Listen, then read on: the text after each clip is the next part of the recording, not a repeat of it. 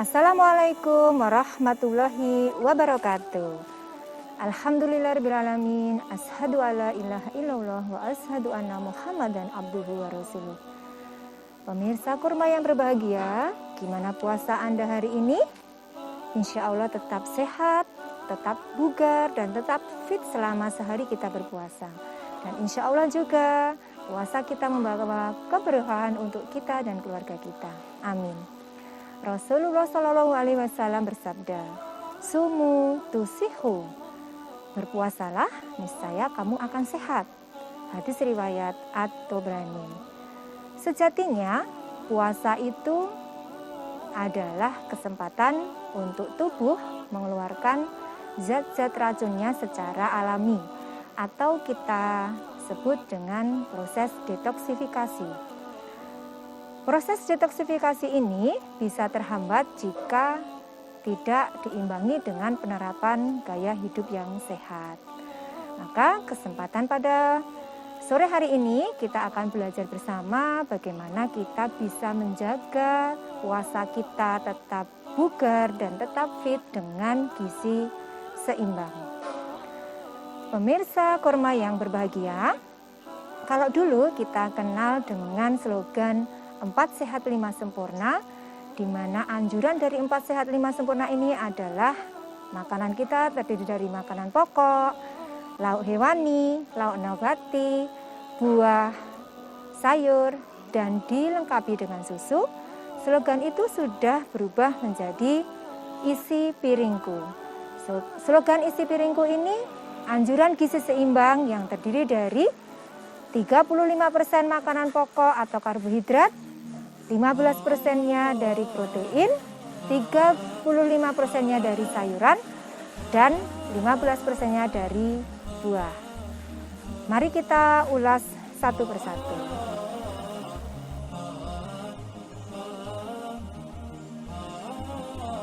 Selama berpuasa, anjuran gizi seimbang tadi dari isi piringku adalah 35% terdiri dari karbohidrat, dan karbohidrat yang kita anjurkan adalah karbohidrat kompleks.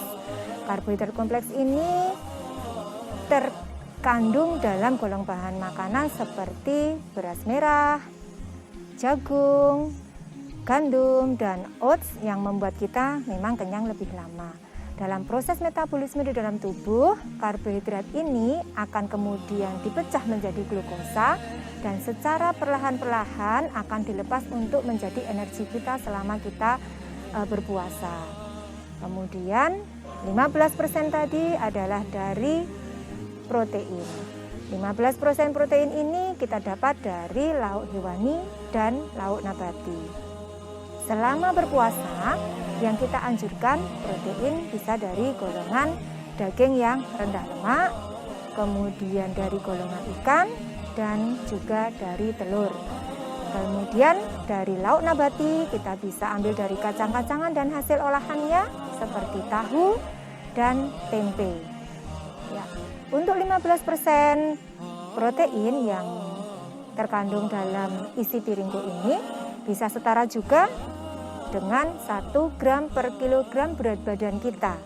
Jadi meskipun kita berpuasa, kebutuhan protein kita akan sama dengan saat kita tidak berpuasa, yaitu 1 gram per kilogram berat badan kita atau 15% dari yang terkandung dalam isi piringku. Bisa setara dengan tahu tempe 1 potong atau 25 gram. Kemudian dari lauk hewaninya, kalau kita ambil daging bisa 60 gram, kalau kita ambil ikan bisa 100 gram. Gitu. Kemudian dari isi piringku tadi atau anjuran gizi seimbang tadi, 35%-nya adalah dari golongan sayuran. Dari golongan sayuran ini lebih kita anjurkan jika itu adalah sayuran yang berwarna hijau. Dan lebih dianjurkan lagi yang kita konsumsi tidak hanya 1 macam jenis sayuran saja, bisa 2 macam atau 3 macam. Hal ini bertujuan agar kita memperoleh lebih banyak vitamin yang terkandung dalam berbagai macam sayuran tadi. Seperti contoh misal kita mau nyayur bayam, nanti sudah dapat warna hijaunya, kemudian kita campur wortel, Kemudian kita bisa campur labu yang berwarna putih. Jadi kita mix dalam menu berbuka puasa kita dan menu makan sahur kita, sayuran lebih dari 1 macam.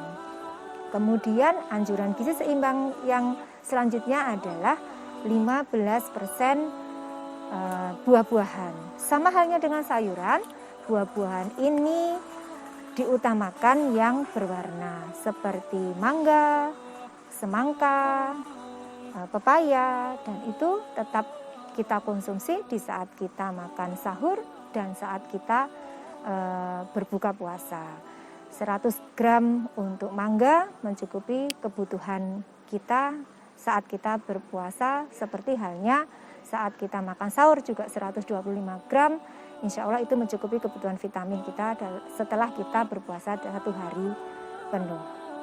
Nah, gizi seimbang dalam isi piringku sudah kami sampaikan, yaitu 35% karbohidrat, 15% protein, 35%-nya sayur, dan 15% buah. Hal ini adalah anjuran agar kita tetap bugar dan fit saat kita melakukan ibadah puasa Ramadan. Dan saat berbuka puasa tidak sedikit orang yang kemudian berbuka langsung banyak. Misalnya karena berbuka itu adalah sesuatu yang memang kita nanti setelah kita seharian berpuasa, akhirnya kalap untuk makan berbuka puasa dengan porsi yang banyak. Jadi kita anjurkan untuk kita mulai dengan minum air putih 1 gelas, kemudian dengan makanan pembuka seperti kurma 3 biji. Kurma 3 biji ini setara dengan 100 kilokalori dan 20 gram karbohidrat. Selain dia juga tinggi serat, dia juga tinggi vitamin dan mineral yang sangat kita butuhkan saat kita beribadah puasa. Setelah itu kita melakukan ibadah sholat.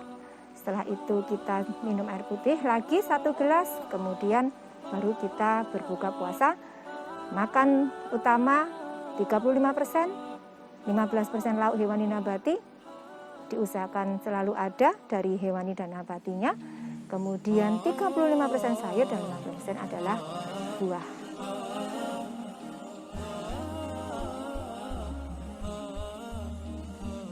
Pemirsa kurma yang berbahagia, sudah kami sampaikan tadi mengenai gizi seimbang untuk menjaga tubuh kita tetap bugar dan fit selama menjalankan ibadah puasa. Tapi ada saran lagi dari kami untuk kita menjaga kebutuhan cairan dalam tubuh kita. Selama berpuasa, kebutuhan cairan tidak berbeda saat kita tidak berpuasa. Paling tidak 8-12 gelas air putih kita harus penuhi, atau 300 ml per kilogram berat badan kita. Jadi kita bisa bagi menjadi 1 gelas saat kita berbuka puasa, 1 gelas setelah kita berbuka puasa, 1 gelas lagi setelah kita sholat maghrib, 1 gelas lagi sebelum kita sholat isya, 1 gelas setelah kita sholat tarawih, 1 gelas setelah kita tadarus, 1 gelas ketika kita bangun sahur, 1 gelas lagi ketika setelah selesai sahur, dan 1 gelas lagi ketika akan imsak. 9 gelas kalau kita memanage seperti itu. Misalnya lebih pun tidak akan mempengaruhi kesehatan kita, insya Allah. Demikian tadi tips-tips gizi seimbang dari kami. Kurang lebihnya saya mohon maaf, ada kekhilafan kata dan sikap saya mohon maaf. Semoga apa yang disampaikan hari ini bermanfaat. Semoga puasa kita penuh keberkahan untuk kita semua. Wabillahi taufiq wal hidayah. Wassalamualaikum warahmatullahi wabarakatuh.